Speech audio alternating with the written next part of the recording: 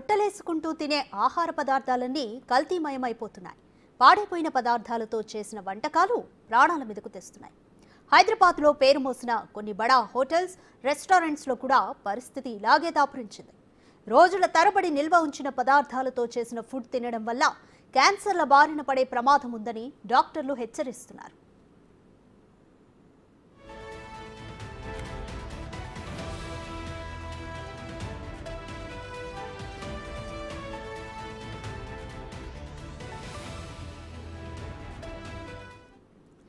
నాణ్యత లేని కల్తీ ఆహార పదార్థాలను తీసుకోవడం వల్ల లాంగ్ టర్మ్లో ఆరోగ్యానికి ముప్పు తప్పదంటున్నారు వైద్యులు. మరిన్ని వివరాలు మా ప్రతినిధి అంజుమ అందిస్తారు.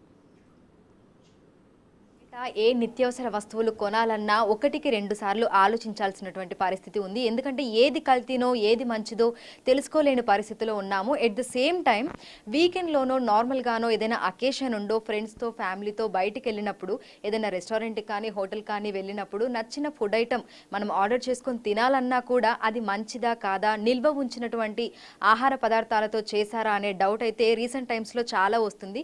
ఎందుకంటే ఇటీవలి కాలంలో మనం చూసినట్లయితే కూడా పెద్ద పేరు మోసినటువంటి రెస్టారెంట్స్, హోటల్స్లలో కూడా నిల్వ ఉంచిన ఆహార పదార్థాలతోటి ఫుడ్ ఐటమ్స్ తయారు చేసి కస్టమర్లకు పెడుతున్నారు.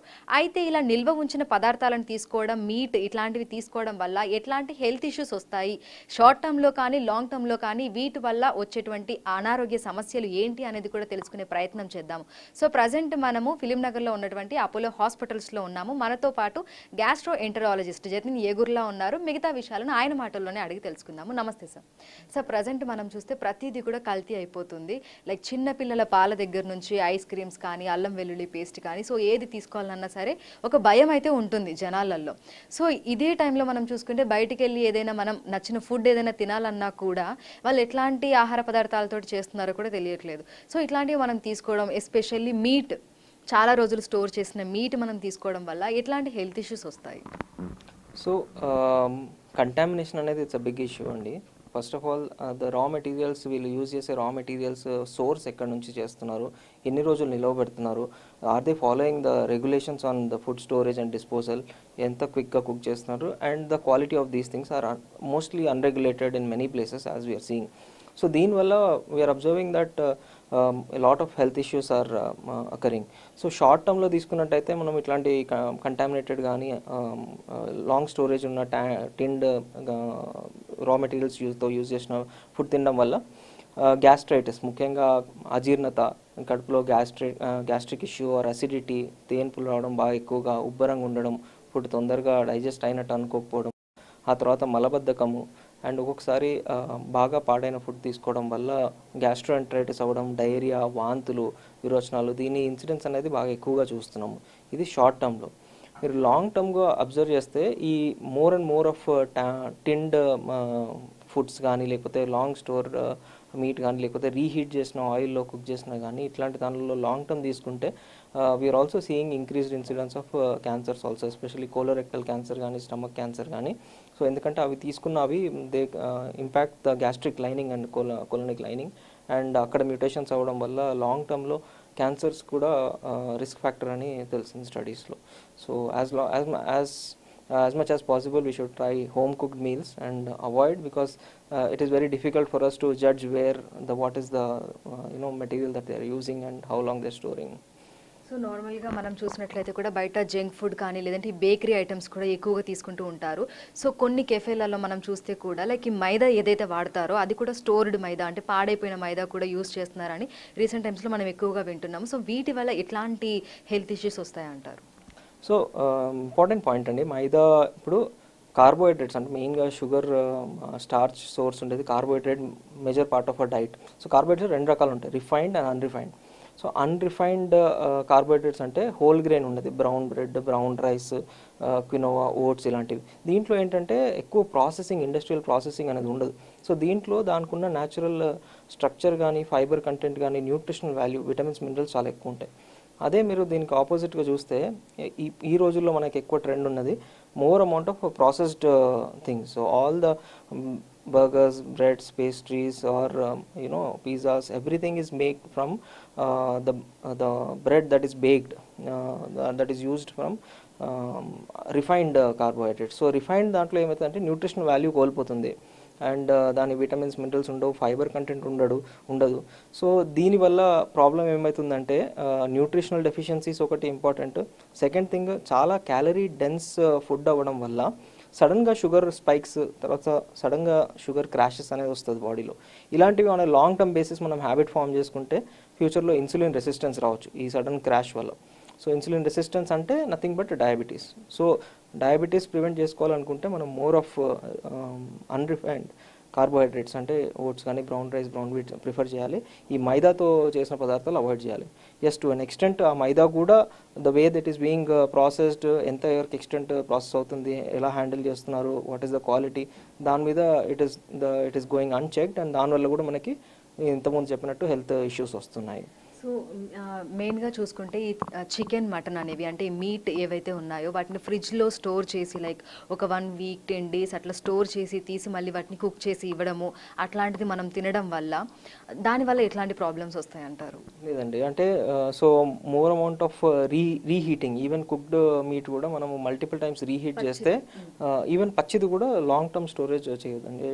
యాజ్ ఫ్రెష్ యాజ్ పాసిబుల్, రీసెంట్గా సోర్స్ చేసింది as early as possible cook చేసి మనకు కావాల్సింది మళ్ళీ డిస్పోజ్ చేయడం better, rather than storing it for long duration. It will lead to a lot of carcinogenic substances being produced in that. So as much as possible it should be avoided. So మీ దగ్గరికి నార్మల్గా మీ దగ్గరికి cases వస్తూ ఉంటాయి. So ఈ related cases ఏమైనా చూసారా? అంటే బయట ఫుడ్ తినడం వల్ల ఇట్లాంటి ప్రాబ్లం వచ్చింది మాకు అని చెప్పి, లైక్ స్టమక్ పెయిన్ కానీ ఇంకేదైనా ఇతర ఇష్యూస్ తోటి వచ్చిన వాళ్ళు మీ దగ్గరకు ఉన్నారా? యా, మోస్ట్ కామన్ సిమ్టమ్ మా దగ్గరికి వచ్చే వాళ్ళు గ్యాస్ట్రెంటరైటిస్తోనే వస్తారు, డయేరియాతో వస్తారు. So majority of the times they have the history that they have consume something outside, and these cases are increasing. ఈ మధ్యలో చాలా ఎక్కువ అవుతున్నాయి అక్యూట్ గ్యాస్ట్రెంటరైటిస్, వామిటింగ్. ఇదొకటే కాకుండా ఐబిఎస్ ఒకటే ఎక్కువైంది. ఇరిటబుల్ బవల్ సిండ్రోమ్ అంటే ఏంటంటే, సో ఇలాంటి తరచూ గ్యాస్ట్రోఎంటరైటిస్ అవ్వడం, కంటామినేటెడ్ ఫుడ్ తీసుకోవడం వల్లనో లేకపోతే ఇలాంటి ఇష్యూస్ రావడం వల్ల మన ఇంటెస్టైన్లో ఉన్న హెల్దీ బ్యాక్టీరియా అనేది బాగా దెబ్బతింటుంది. సో మనం తీసుకునే food plays a very important role in shaping the gut microbiome, and ఈ gut microbiome has a very important role in our digestive system. So మన జస్ట్ డైజెస్టివ్ ఇంటెస్టైనల్ కంట్రాక్టిలిటీ జ్యూసెసే కాకుండా లోపల ఉన్న హెల్దీ బ్యాక్టీరియా మనకు చాలా ఇంపార్టెంట్. అందుకనే ఇప్పుడు we are giving you are seeing this probiotics, దీని ఇంపార్టెన్స్ అనేది ఇప్పుడు అవేర్నెస్ పెరుగుతుంది. సో అందుకనే we should make sure that we consume very good diet and well balanced nutritional meals. So present మనం చూసుకుంటే ఈ బిజీ లైఫ్ స్టైల్లో చాలామంది బయట ఫుడ్ తినడానికే ఎక్కువగా, అంటే టైం లేకపోతే ఇంకా అనదర్ ఇష్యూస్ వల్ల బయట ఫుడ్ని ఎక్కువగా ప్రిఫర్ చేస్తూ ఉంటారు. సో అట్లాంటి వాళ్ళకి ఏం చెప్తున్నారు మీరు? So there are multitude of problems అండి. కోవిడ్ తర్వాత ఇంకా ఆర్డరింగ్ ఫుడ్ ఆన్లైన్, తర్వాత ఈ ఫాస్ట్ ఫుడ్, ర్యాపిడ్ డెలివరీ వల్ల దాని కన్సంప్షన్ అనేది చాలా ఎక్కువైపోయింది. They don't have time to cook in the house, and అప్పటిలాగా కంబైన్డ్ ఫ్యామిలీస్ లేవు. So more of nuclear families and more of IT jobs. So they are eating at abnormal times and they are keep ordering food online. దీనివల్ల తినడం వల్ల మనకి ఒక 5 problems మెయిన్గా మనం observe చేయొచ్చు. 1, న్యూట్రిషనల్ డెఫిషియన్సీస్. సో దీంట్లో కావాల్సిన విటమిన్స్, మినరల్స్, ఫైబర్ ఉండదు. సెకండ్ వచ్చేసి ఒబేసిటీ. సో ఇంత high dense calorie rich food తీసుకోవడం వల్ల ఒబేసిటీ అనేది ఎక్కువ అవుతుంది. సో థర్డ్ వచ్చేసి గ్యాస్ట్రో ఇంటెస్టైనల్ ఇష్యూస్ తీసుకుంటే నేను చెప్పినట్టు అజీర్ణత, డిస్పెప్సియా, వామిటింగ్, మోషన్స్, ఆ తర్వాత ఇరిటబుల్ బవల్ సిండ్రోమ్. ఫోర్త్ వచ్చేసి క్రానిక్గా ఇలా తీసుకోవడం వల్ల రెడ్ మీట్, ఫైబర్ సరిగ్గా తీసుకోకపోవడం వల్ల క్యాన్సర్స్, కోలోరెక్టల్ క్యాన్సర్ కానీ అట్లా వచ్చే రిస్క్ ఉంటుంది. అదే కాకుండా now studies have shown that ఇట్లాంటి జంక్ ఫుడ్ ఎక్కువ తిన్న వాళ్ళకి mental health problems like anxiety, depression కూడా ఎక్కువ అవుతున్నాయని తెలుస్తుంది. So my advice would be to convert to healthy snacking. Carbohydrate తీసుకున్నట్టయితే మీరు unrefined carbohydrates like brown rice, brown bread, oats కానీ క్వినోవాకి షిఫ్ట్ చేయండి. ఫ్యాట్స్ తీసుకుంటే మీరు more of unsaturated fatty acids. Unsaturated fatty acids అంటే మీకు ఫిష్లో కానీ నట్స్, ఆల్మండ్స్, వాల్నట్స్, ఆ తర్వాత pumpkin seeds, nuts and seeds and fish, these are healthy sources of good fats like unsaturated. And deep fried items, ఆ తర్వాత processed meat, red meat, దీంట్లో trans fat, one of the worst type fat ఉంటుంది. So దాన్ని avoid చేయండి. Fibre content పెంచుకోండి. ఈ రోజుల్లో ఈ అన్ని ఫాస్ట్ ఫుడ్స్లో ఫైబర్ కంటెంట్ అనేది పూర్తిగా పోయింది. సో ఫైబర్ కంటెంట్ లేక మలబద్ధకం, కాన్స్టిపేషన్ చాలా ఎక్కువైపోయింది. సో ఫైబర్ కంటెంట్ పెంచుకోవడానికి బాగా సాలడ్స్ తినండి. క్యారెట్ కానీ, కుకుంబర్ కానీ, బీట్రూట్ కానీ స్లైసెస్ చేసుకొని తినడము. ఫ్రూట్స్ కన్జంప్షన్ బాగా తగ్గిపోయింది. చాలామంది అనుకుంటారు ఫ్రూట్ జ్యూస్ చేసి తీసుకుంటే చాలా హెల్తీ అని, but that is absolutely wrong. So whole fruit తినడం వల్ల చాలా వరకు న్యూట్రిషనల్ వాల్యూ పెరుగుతుంది అండ్ ఫైబర్ కంటెంట్ కూడా పెరుగుతుంది. And so these are some of the things that I advise.